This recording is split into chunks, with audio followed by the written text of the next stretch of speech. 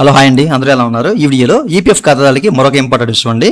వీడియోలోకి వెళ్ళే ముందు ఇలాంటి విషయాలు మీరు మరిదే స్టూడియో కింద సబ్స్క్రైబ్ బటన్ ఉంది, ట్యాప్ చేసి మంచిగా సబ్స్క్రైబ్ చేసి పక్కనే ఉన్న బెల్ బటన్ని యాక్టివేట్ చేయండి. అని కాకుండా లైక్ చేయండి.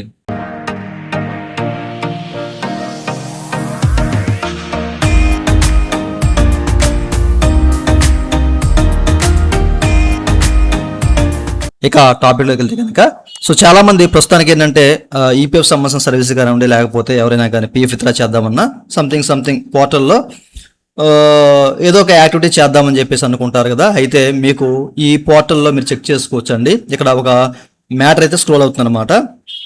ఓకే, పైన మీరు క్లియర్గా అబ్జర్వ్ చేయొచ్చు. ఓకేనా, చూసారు ఇక్కడ ఇదేంటంటే మనకి షెడ్యూల్ మెయింటెనెన్స్ యాక్టివిటీ అనేది ఏది ఆధార్ అథెంటికేషన్ సర్వీస్ ఉంటుంది కదా, దానికి సంబంధించిన షెడ్యూల్ మెయింటెనెన్స్ యాక్టివిటీ జరుగుతుంది అనమాట. సో దీని కారణంగా ఈరోజు 6 నుంచి 8 గంటల మధ్య మీకు ఆధార్ అథెంటికేషన్ సంబంధించి, అంటే మీకు ఎక్కడైతే ఆధార్ ఓటీపీ వస్తుందో, ఆధార్ అథెంటికేషన్ ఎక్కడైతే జరుగుతుందో ఈ సర్వీస్ అన్ని కూడా పనిచేయనమాట. Employer, member and Umang app నుంచి కూడా. ఓకేనా, ఈ 3 పోర్టల్లో కూడా ఈ ఇష్యూ అనేది జనరేట్ అవుతా ఉంది. సో ఈ విషయాన్ని మీరు గమనించండి.